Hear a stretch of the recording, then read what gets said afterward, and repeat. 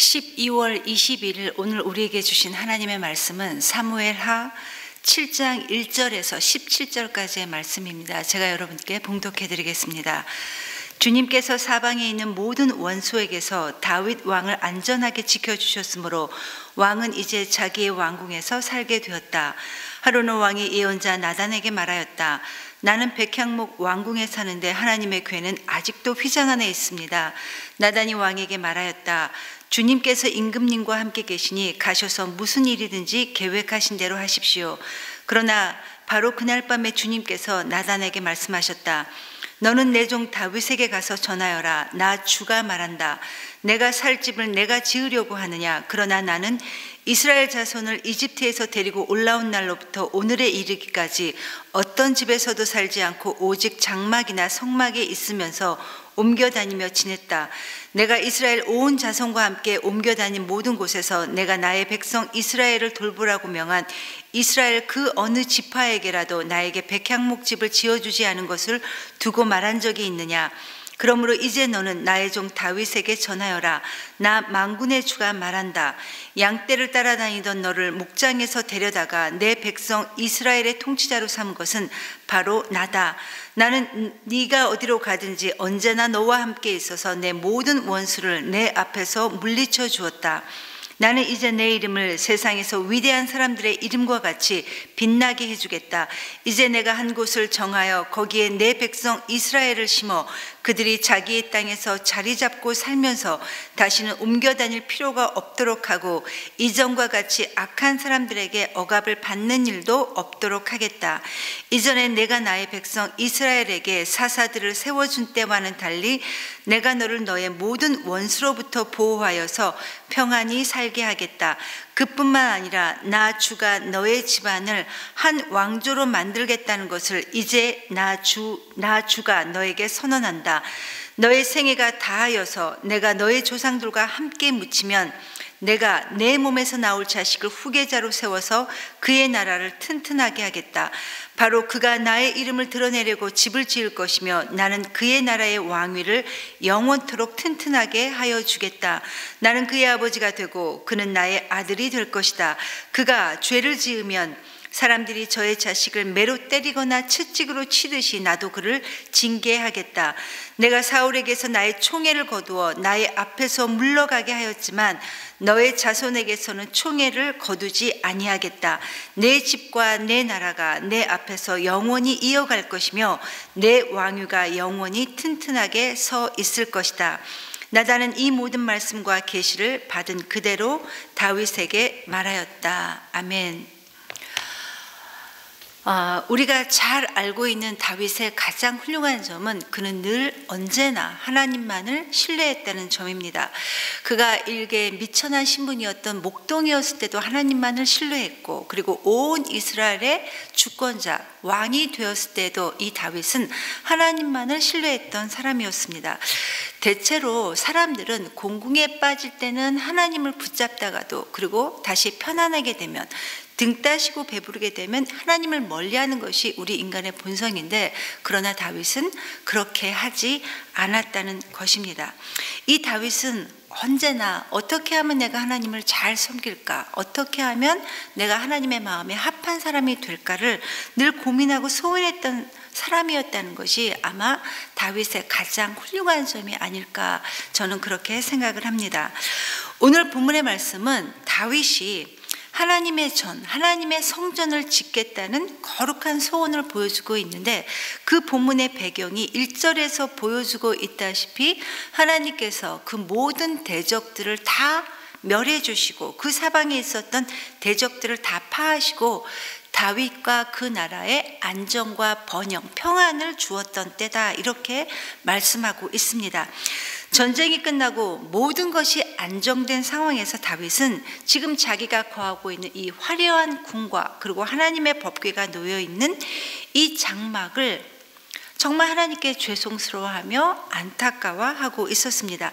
그래서 이 하나님의 언약궤를 둘 만한 합당한 성전을 예루살렘 성에 건축하고 싶었고 그리고 이 계획을 선지자 나단에게 말했지만 하나님께서 이 나단 선지자를 통해 다윗이 성전 짓는 것을 금하셨습니다. 다윗을 통해 성전을 건축하는 것이 바로 하나님의 뜻이 아니라는 것이었습니다. 하나님께서는 다윗의 이 하나님을 향한 간절한 소망을 너무나도 잘 알고 계셨지만, 그러나 아무리 다윗의 생각이 바르고 경건하다 할지라도 그것조차도 하나님의 뜻과 그리고 하나님의 주권에 맞춰야 합니다.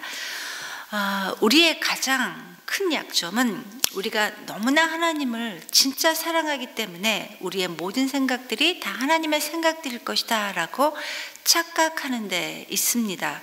그러나 그렇지 않을 수도 있다라는 사실을 우리는 늘 겸손하게 염두에 두어야 할 겁니다. 이것처럼 다윗은 그 전에도 법궤를 자기 마음대로 예루살렘에 옮길 수 없었듯이 하나님께서 거하실 이 성전 건축하는 것도 자기의 계획대로 진행할 수 없었습니다. 역대상 22장 8절은 그 이유에 대해 다윗이 전쟁에 너무나 많은 피를 흘렸기 때문이다 라고 그 이유를 말해주고 있습니다. 거룩한 하나님의 평화, 하나님의 거룩을 상징하는 이 성전 건축할 사람으로 다윗은 그 적임자가 아니었던 것입니다. 물론 하나님께서 다윗의 그 하나님을 향한 선한 마음, 하나님을 높이고자 했던 그 순전한 마음은 충분히 받으셨지만 성전을 짓고자 하는 그 다윗의 뜻은 하나님께서 거절하셨던 것입니다. 그러나 하나님께서는 성전을 짓겠다는 다윗의 이 순전한 마음에 오히려 더 큰 복을 주시기 위해 다윗과 언약을 맺어주시는데, 이 언약이 바로 다윗 언약입니다. 일개 목동의 초라한 신분에서 온 이스라엘을 다스리는 주권자로 삼으신 다윗을 이 주권자로 삼으신 하나님께서 다윗에게 하셨던 이 약속, 바로 이 영원한 다윗 언약을 하나님께서는 다윗에게 맺어 주셨습니다. 9절부터 16절까지가 바로 이 다윗 언약의 내용인데, 언제 어디서나 내가 너와 함께해서 너의 모든 대적을 내가 다 멸해주고 너의 이름을 존귀하게 빛이 나게 해줄 것이고 사사시대와는 전혀 다른 평안, 안정을 내가 너에게 줄 것이다. 그리고 네가 나를 위해서가 아니라 내가 너를 위해서 영원한 집을 이루어 주겠다.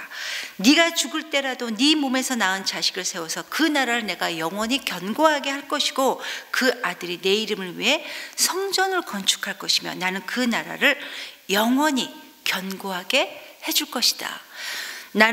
나는 그의 아비가 되고 그는 내 아들이 될 것이다. 그런데 설령 너의 후손이 나한테 범죄한다 하더라도 결코 내가 그것 때문에 네 자손의 왕위와 그 나라를 빼앗지는 않을 것이다.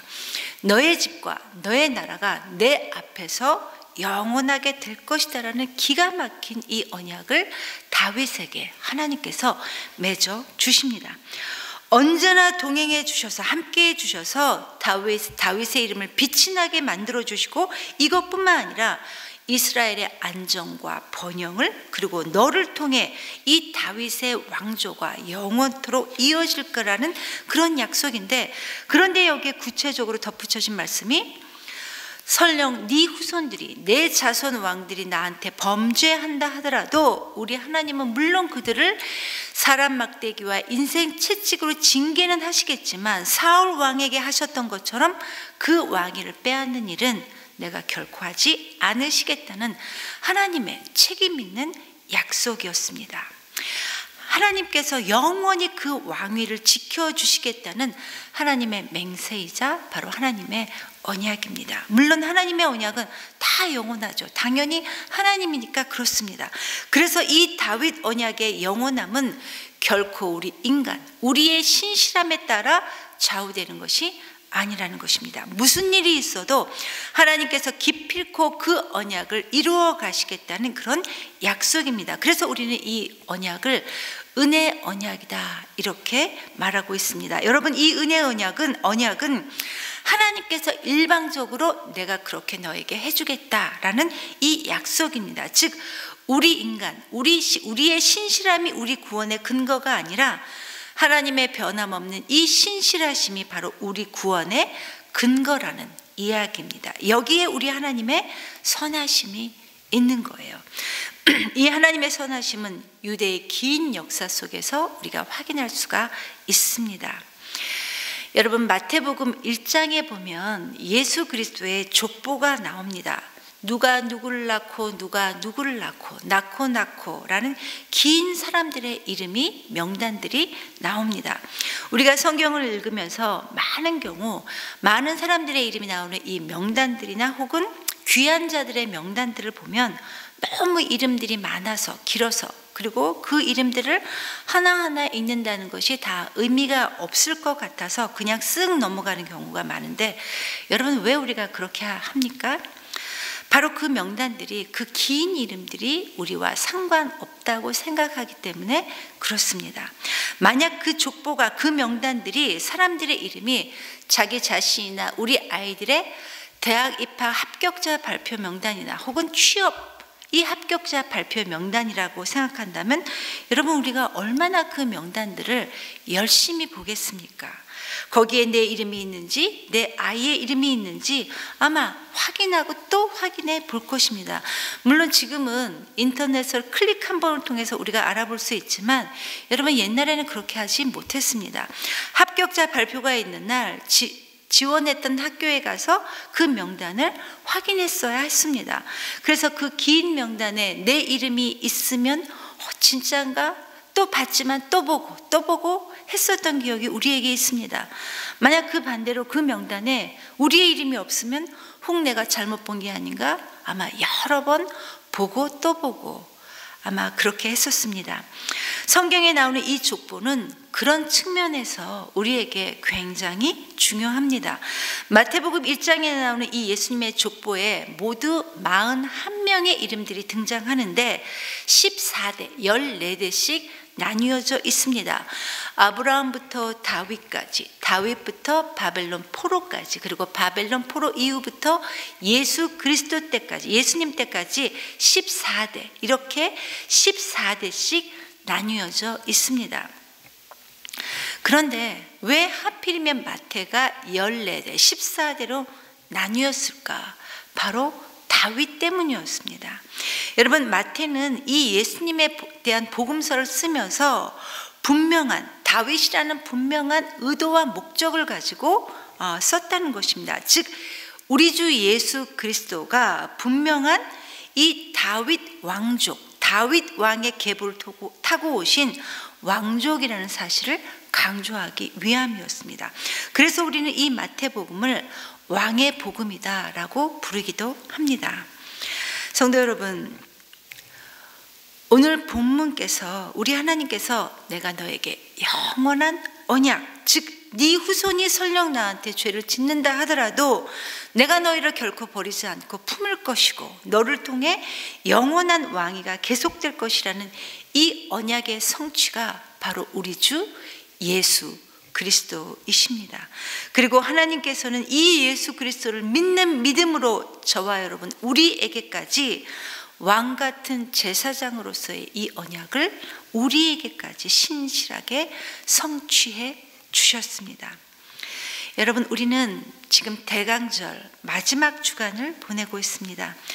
하나님께서는 우리 모두를 죄로부터 구원해 주시기 위해, 우리를 살리시기 위해 하나님이신 예수 그리스도를 이 땅에 보내주셨습니다. 그 사랑의 구체적인 사건이 바로 성탄절입니다. 여러분, 우리에게 예수 그리스도는 어떠한 분이십니까? 하나님이신 예수님께서 우리를 살리기 위해, 나를 살리기 위해서 우리 인간의 몸을 입고 이 땅에 오신 것을 마다하지 않으시고 십자가에 기꺼이 피 흘려 돌아가시기까지, 죽기까지 하신 것을 내가 진심으로 고백한다면, 그렇다면 여러분, 우리는 우리의 삶을 어떻게 살아야 하겠습니까? 여러분, 대강절이나 성탄절은 나를 위로하는 절기가 아닙니다. 나를 위해 이 땅에 오신 주님을 위해 우리가 어떻게 살 것인가를 다시 한번 결단하는 절기가 바로 대강절이요, 바로 성탄절입니다.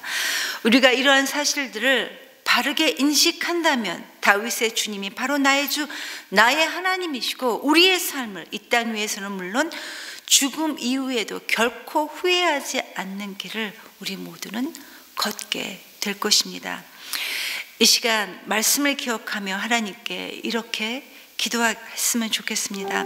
하나님, 우리의 입술은 여전히 예수님을 나의 주님이다 이렇게 고백하지만 우리의 손은 이 세상과 내가 가진 것을 붙잡기 위해 살아가고 있음을 주님께 겸손한 마음으로 고백합니다.